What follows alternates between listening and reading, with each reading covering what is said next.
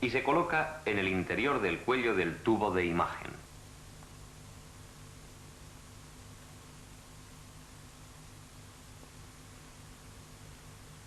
Como hemos visto, los rápidos desplazamientos horizontales y verticales del trazo luminoso que crean la imagen completa se efectúan mediante las bobinas de desviación que van colocadas alrededor del cuello del tubo.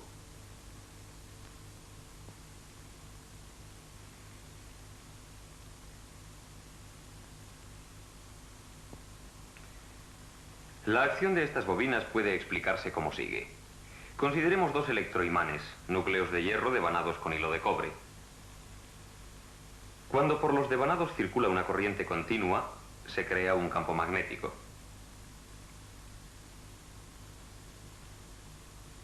Invirtiendo la corriente, se produce lo mismo en el campo. Como se sabe, un campo magnético ejerce una fuerza sobre un conductor, por ejemplo en un hilo de cobre, por el que circule una corriente, que tiende a desplazarlo lateralmente. La dirección del movimiento se invierte al hacer lo mismo el campo.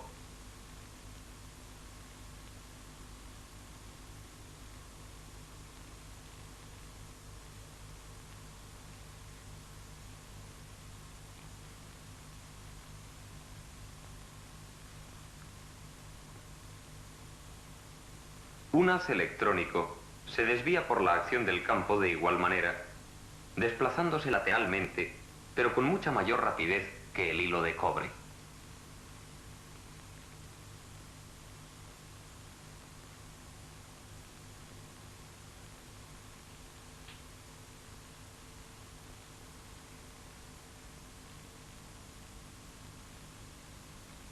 Ahora, en lugar de hacer pasar una corriente continua por los electroimanes, apliquemos una corriente alterna que produce un campo que aumenta y disminuye gradualmente, primero en un sentido y después en el opuesto.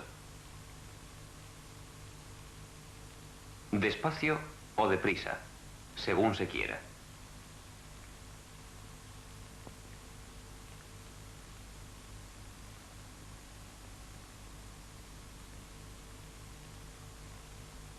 El haz electrónico se desviará de igual manera.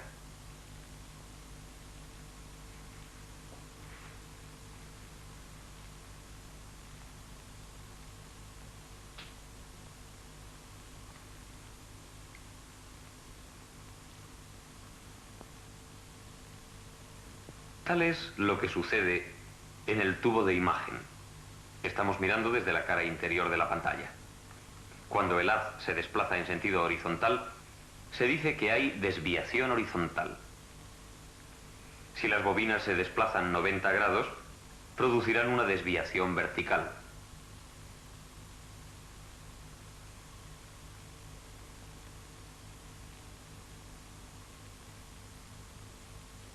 En los receptores de televisión se emplean las dos y además circula por ellas una especie de corriente muy particular denominada diente de sierra. Una corriente en diente de sierra se distingue por crecer lentamente para regresar luego de repente al valor inicial. El haz electrónico se mueve por la pantalla de modo similar. Un avance gradual y un retorno brusco. De este modo, las bobinas de desviación horizontal hacen que se vayan trazando las líneas en una rápida sucesión.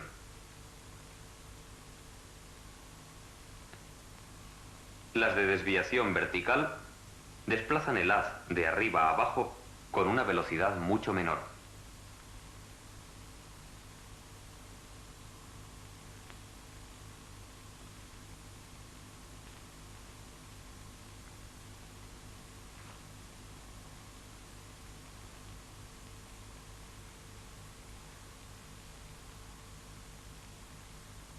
Ahora funcionan a la vez los dos juegos de bobinas.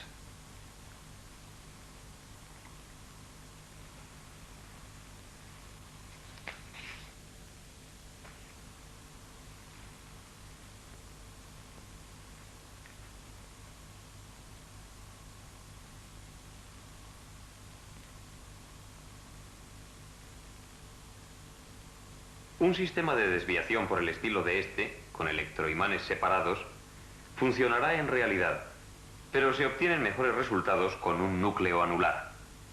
Este se hace de un material magnético llamado ferroxcube. Estas bobinas regulan la desviación vertical, en tanto que las segundas lo hacen con la horizontal.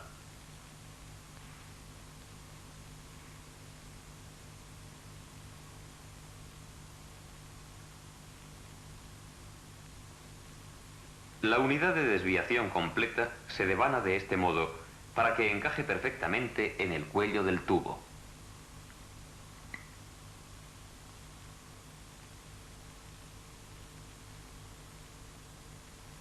El sistema de desviación ya está completo y el tubo puede ponerse en funcionamiento.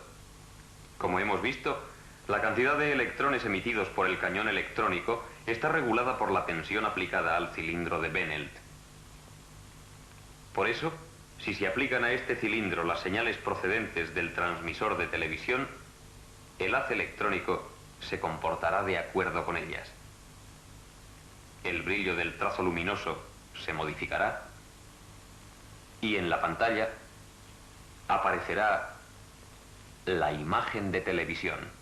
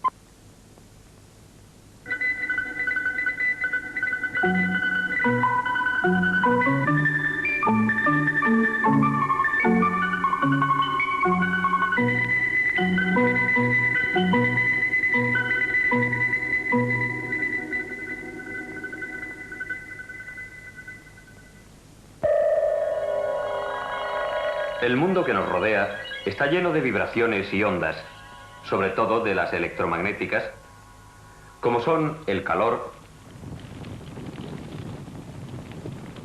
y la luz.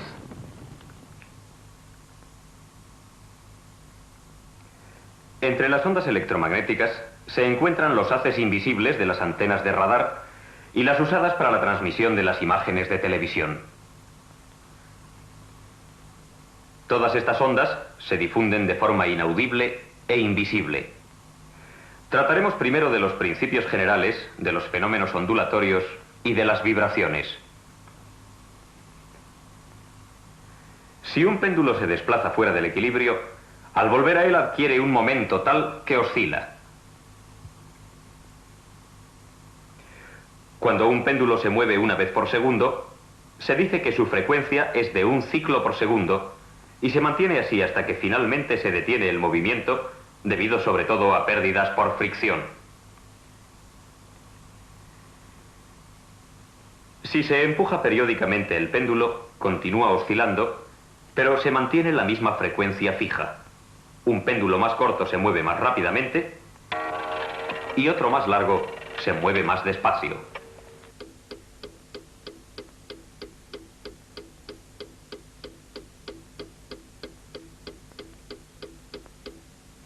Otros objetos vibran con más rapidez.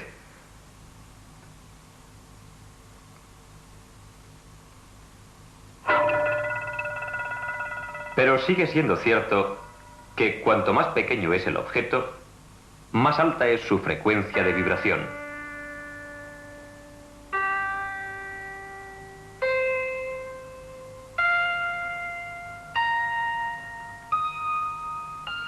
La razón de que podamos oír estas vibraciones es que el aire se pone en movimiento.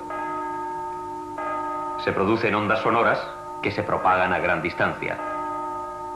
Todos estos fenómenos tienen lugar también, aunque de forma totalmente distinta, en las ondas electromagnéticas usadas para transportar la imagen de televisión.